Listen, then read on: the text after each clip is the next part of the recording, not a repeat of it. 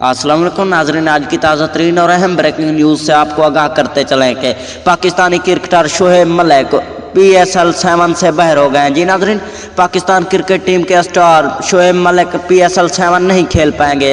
जी नाज़रीन, हम आपको मुकम्मल तफसील से आगाह करते हैं, लेकिन अब आगे बढ़ने से पहले अगर आपने हमारे वीडियो को लाइक और चैनल को सब्सक्राइब नहीं किया तो जल्दी से कर दें और साथ खड़े घंटी के बटन को भी दबा दें ताकि हमारी मज़ीद ऐसी वीडियो आपको वक्त पर और बासानी मिलती रहे।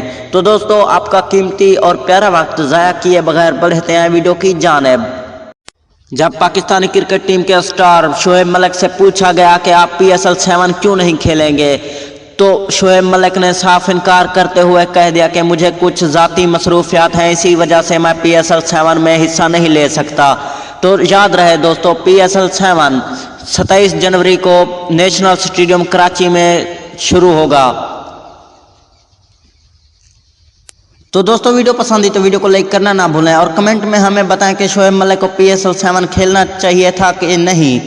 तो दोस्तों, अभी तक के लिए इतना ही, मिलते हैं नेक्स्ट अच्छी सी वीडियो में। अल्लाह निगहबान।